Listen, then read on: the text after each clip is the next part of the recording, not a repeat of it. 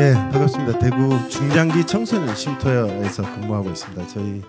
제가 근무하는 곳은 이제 가정과 사회가 이제 돌봄을 제공하지 않아서 이제 집을 나와서 내지는 이제 집이 들어갈 집이 없어서 이제 어느 정도 시간이 지나면 이제 머무르는 아이들을 보호하는 시설인데요.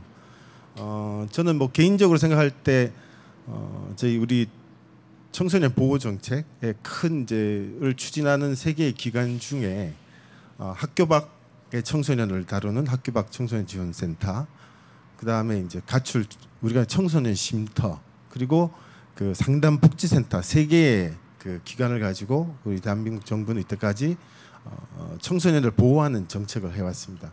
근데 이제 제가 이제 근무하는 이제 쉼터라는 곳에는 저는 어떤 뭐냐면 우리 한국 사회의 가장 막장이다라는 그 표현을 하던데요. 제가 요즘 굉장히 몇 달 동안 이제 그 줄다리기를 하는 한 청소년 예를 들어서 시작하면 19살입니다. 어머니가 먼저 떠나셨고 아버지가 그 양육을 방기했고 큰아버지가 돌보다가 양육 급여 때문에 삼촌이 돌보다가 삼촌이 교도소에 가셨어요.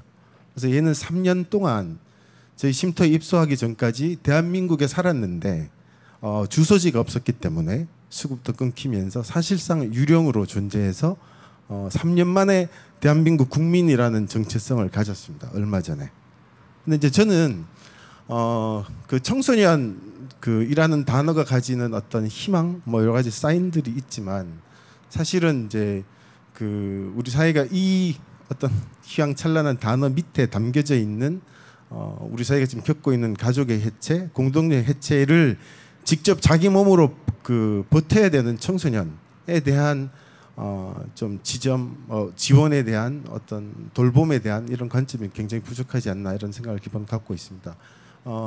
얼마 전에 1월에 국가인권위가 이런 공고를 했습니다. 가출 청소년 쉼터라는 단어가 가지는 가출이란 단어가 마치 청소년들이 어떤 의지를 가지고 스스로 집에서 나온 느낌 때문에 사실은 걸맞지가 않아서 어느 순간 사실은 저희 쉼터의 종사자들이나 여가부나 일반적으로 청소년 분야에서 사실은 다 없어졌는데요. 저는 이제 얼마 전 저희 연맹에서 YMCA에서 열렸던 토론에 이런 좀 의문을 제기했었는데 가출이란 단어는 없어졌는데 그러면 이 아이들은 뭐냐라는 거는 없다는 거죠. 우리 지금 청소년 정책에. 가출이라는 단어는 없어졌습니다. 그래서 어떻게 보면 시민들은 전혀 이해할 수 없는 청소년 쉼터가 됐습니다. 그래서 동네 할아버지들은 여긴 애들이 와서 노는 데야? 우리도 쉴 수 있는 데야? 이런 걸 물어보시는 분이 종종 계세요. 이름이 청소년 쉼터니까. 이 기관이 뭘 하는지가 이름에 나오지 않습니다. 또 하나 학교 밖 지원센터도 있는데 여기는 청소년 쉼터보다는 좀 뚜렷합니다. 최소한 학교를 나왔다라는 건 있어서 국가인권위원회가 가출이란 단어를 가정 밖 청소년으로 바꾸라는 공고를 했습니다. 1월 달에. 얼마 전 뉴스에서 보셨지만 사실은 별로 다 우리 인권위의 공고는 상당 부분 집행되지가 않아서 저희 아직은 그 개념이 소년법에도 남아있고 청소년법에도 남아있습니다. 그대로 가출이란 단어가. 그래서 저는 좀 우리 청소년 보호 정책이란 말 자체가 저는 이제 좀 사실 시대 변화에 이미 맞지 않다고 생각을 합니다. 이미 얼마 전 제가 있었던 지역에서 이런 일이 있었습니다.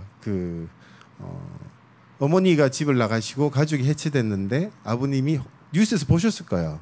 아버님이 이제 육체 노동을 하시는 분이어서 전국에 가서 일을 하시기 때문에 아이들을 시설에 맡겨놨는데 아버님이 교통사고로 돌아가셨어요. 그래서 보험금이 10억 가량 나왔는데 삼형제가 그 시설에서 있는데 그 아버님은 그래도 계속 한 달에 한 번씩 와서 용돈 주고 만나주고 그렇게 가셨어요. 근데 아버님 돌아가시고 나니까 갑자기 거의 몇 년 동안 소식이 끊겼던 어머니가 친권자로 신고를 하셔서 보험금을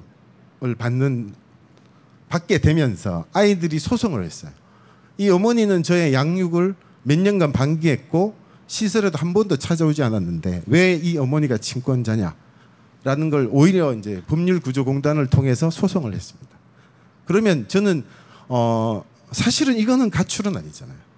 사실은 가족이 정당한 돌봄을 제공하지 않는다면 어떻게 보면 우리가 말하는 친권, 그러니까 자녀에 대한 양육에 대한 권한, 이런 것도 사실은 다시 봐야 되고 지금 우리 사회가 이렇게 변해가는 속도로 보면 혼자 살아가는 사람들이 이렇게 많아지는데 우리가 정상이라고 생각하는 양친 있고 형제들 있는 가정이라는 거는 사실은 지켜야 되지만 사실은 그것만으로 어떤 국가의 정책을 하기에는 저는 이미 한 부분이 되지 않았을까 좀 이런 생각을 갖고 있습니다. 그래서 지금 현재 굳이 나눠져 있자면 가정 밖 청소년, 학교 밖 청소년으로 두 개 청소년을 직접 만나는 기관은 이 두 개로 돼 있는데 저는 이 두 개를 합쳐서 청소년 삶의 위기에 대한 좀 통합적인 지원 대책을 가져야 된다고 생각합니다.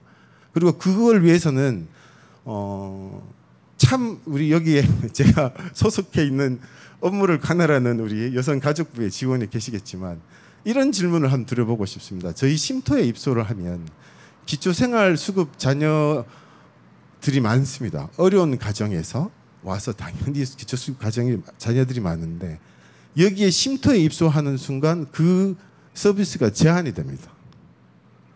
근데 저는 이거를 질문드리고 싶은 게 한 인권을 가진 주권을 가진 한 청소년이 왜 어른들의 이해관계에 있어서 자기가 정당하게 받을 수 있는 복지 서비스를 축소해서 받아야 되는지 저는 좀 이런 관점에서 우리 청소년 보호 정책이 좀 새롭게 들여다 보여지고 사실은 청소년의 위기 내지는 아까 우리 사회자님 말씀하셨듯이 이 청소년이 곧바로 청년이 됩니다.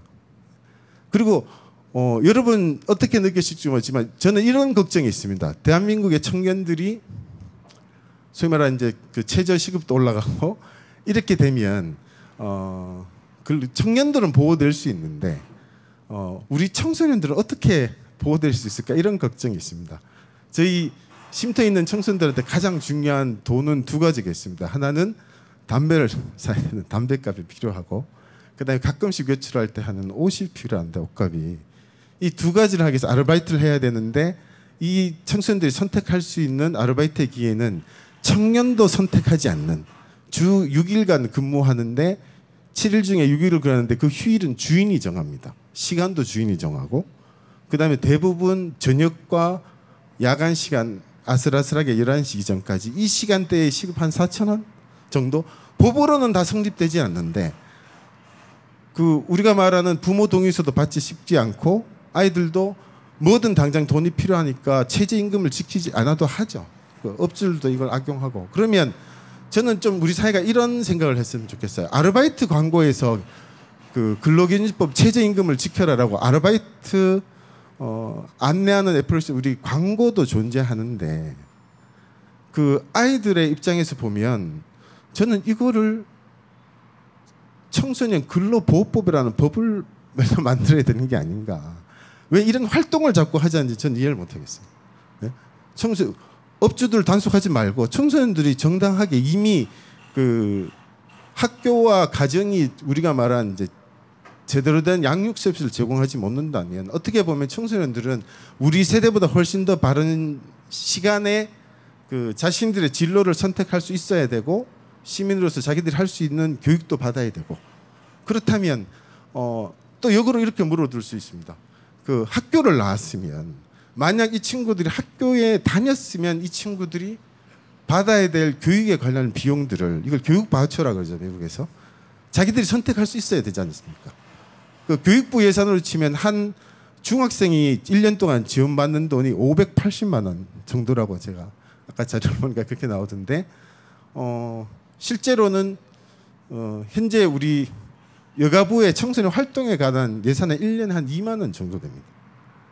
그러면 왜 청소년들이 이렇게 불합리한 서비스를 강제당해야 되는지 저는 이런 관점에서 사실은 좀 큰 얘기지만 청소년 보호 정책을 지금 어떻게 수립하냐도 중요하지만 크게 보면 한국 사회가 청소년이란 존재 자체를 어떻게 받아들이고 그다음에 이 사람들의 권리 자체를 어떻게 어느 정도 인정을 해주는 거냐 사실은 좀 정책의 전환이 크게 필요하다고 봅니다. 지금 청소년 정책은 크게 육성이라는 영역과 보호라는 영역이 있습니다. 아까 앞에서 말씀하신 대로 청소년이 우리가 말하는 수련관이나 문화활동이나 동아리 활동이나 이런 걸 하는 거를 청소년 육성 활동이라고 하고 위기에 있거나 사각지대에 있는 청소년들을 보호 활동이라고 하는데 식사 시간 5분을 가진 청소년이나 아까 말한 당장 잘 곳이 없는 아이들이나 똑같이 다 위기 상황에 있는 거 아닙니까? 학교에 있으나 학교 밖에 있으나 그럼 사실은 보호나 육성은 제가 보니까 기성세대가 분류해 놓은 서비스의 적용 방식이고 아이들의 입장에서 보면 학교가 자기 삶의 기본적인 훈련이나 어떤 흥미부여나 본인의 발전에 도움이 되지 않으면 다른 삶의 성장 경로를 선택할 수 있어야 되는데 지금은 어른들이 기성세대가 서비스를 제공하는 거죠. 이렇게 제공하니까. 그래서 저는 이런 것부터 우리 좀 정책을 전환을 해야 된다는 핵심이 제가 맨 처음에 모두 말씀드렸던 저를 굉장히 요즘 힘들게 하는 한 청소년은 3달 동안의 시간 끝에 막 한번 크게 다툼이 있었는데 이런 얘기를 하더라고요. 아까 아버지도 없고 다 버린 이 친구는 사실은 처음으로 이렇게 그 선생님은 은연중에 기성세대의 방식은 뭐냐면 당신과 자기가 생각하기에 어른과 나는 아무런 관계가 없는데 왜 선생님은 항상 본인은 뭔가를 주는 사람이라고 생각하고 나는 받아야 되는 사람을 생각하느냐. 제가 굉장히 좀 충격을 받았습니다. 저는 은연중에 사실은 국가의 예산을 받아서 얘한테 어떻게 서비스를 주니까 뭔가 얘한테 계속 도움을 주는 사람이다라고 생각을 할 수 있죠. 근데 사실은 걔들 입장에서 보면 똑같은 대한민국을 살아가고 앞으로 노령사회에 대한민국의 우리말하는 실버 세대를 다 먹이고 살려야 되는 애들이 왜 그런 불이익을 당해야 되는지에서부터 사실은 청소년 정책이 좀 전 프레임이 많이 바뀌어야 된다고 생각합니다. 예를 들면 상담 활동이나 수련 활동이나 학교의 기능을 보조하는 여러 활동은 제가 보니까 다 교육부 예산이 많지 않습니까? 아까 보니까 60조가 되더라고요. 그럼 여성가족부 예산이 6천억입니다. 근데 왜 대한민국 미래가 될 청소년들이 6천억 60조에 가진 부서에 예산을 못 쓰고 왜 6천억 중에서도 사실은 여성가족 예산을 빼고 나면 한 800억 예산이 되는 여성가족부의 이 부족한 예산 가지고 본인의 미래를 준비하고 설계해 가야 되는지 사실은 보호정책의 핵심은 미래 세대의 선택권을 보장하고 교육이든 의료든 복지든 취업이든 모든 것을 미래 세대가 스스로 선택할 수 있도록 바꾼 전환하는 좀 저는 이제 거대한 좀 전환기적 실험이 필요하다고 생각하는데요. 그런 면에서 좀 청소년 보호 정책을 봤으면 좋겠다. 이거 하나 말씀드리고 싶고 시간이 더 있나요? 구자원 간사님, 자 그럼 그래서 그럼 이와 맥락에 이어서 다시 조금 하나만 더 이야기를 말씀드리자면 이런 이제 그 학교의 위기, 그다음에 이제 가정의 위기 뭐 관련해서 저는 이제 그 지금 현재 참여정부 때 세워졌던 이런 위기 청소년들을 보호하는 지원망으로 그 영어로는 CYS 넷인데 쉽게 말해서 청소년 사회 안전망이라는 제도가 있습니다.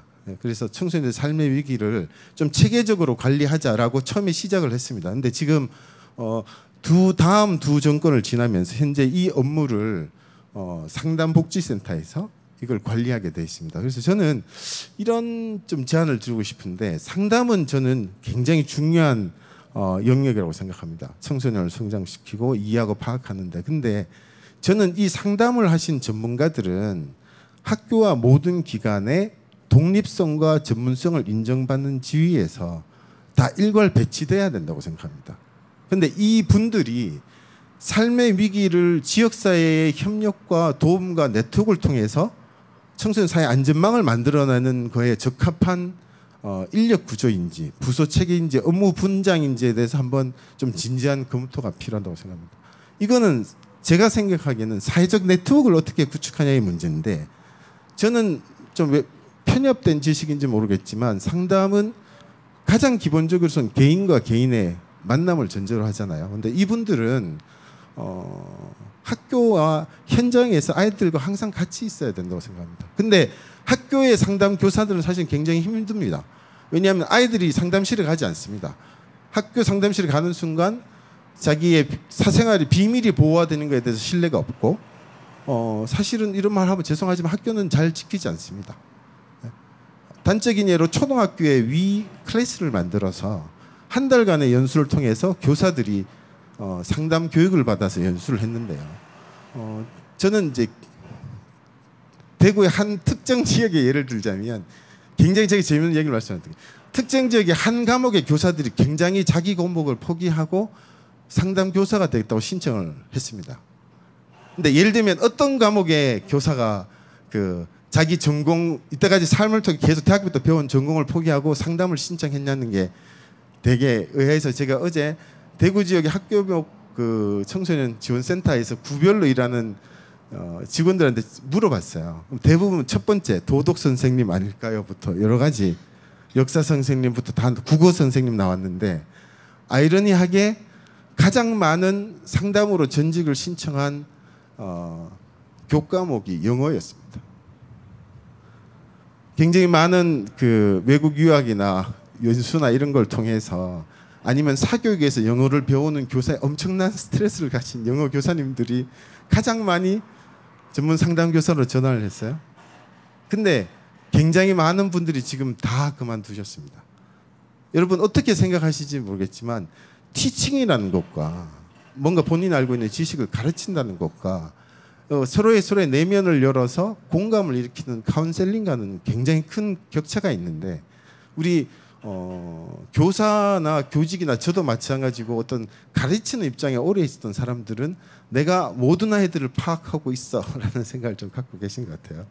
그래서 상담자로는 저는 굉장히 맞지 않는 캐릭터라고 생각을 하는데 그래서 이런 상담자 분들은 저는 오히려 사회에 자기의 적을 두면서 학교나 쉼터나 아까 말한 학교 밖 지원센터의 모든 사회 곳곳에 전문가들로 독자적으로 활동할 수 있도록 파견을 해서 상담을 하시고 아까 말한 삶의 총체적인 위기에 대응을 하려면 지금 아이들이 직접적으로 가서 삶을 호소하는 기관들이 있습니다. 쉼터가 있고 학교 밖 지원센터가 있습니다. 여기에 있는 청소년들이 찾아갑니다. 뭐 특별하지 않습니다. 급식비도 주고 네? 그거 가지고 자기들이 그 도시락도 사 먹을 수가 있고 교통비도 지원하고 카드도 줍니다. 그럼 당연히 프로그램도 제공하고 그 다음에 크게 학교처럼 티칭을 하지 않습니다. 그러면 직접 이런 아이들의 위기를 일상에서 만나고 해결해주고 같이 공감을 하는 기관들의 상담 기능을 하시는 분들에게 좀 이용을 시켜서 상담 기능은 아까 말했던 학교 교육과 맞물려서 좀 활동을 하고 모든 기관에서 독립적으로 활동을 하시고 지금 사실은 앞으로 우리 협치 시대에 가장 중요한 게 민간 분야의 참여인데요. 예, 그런 면에서 보면 청소년 위기와 관련해서 지역사회의 광범위한 지지망을 참여시키려면 이거는 청소년 단체, 시민사회가 좀 같이 참여할 수 있는 방향으로 우리가 말한 청소년 사회 안전망이 좀 구축돼야 되지 않겠나 이렇게 생각합니다. 예, 감사합니다.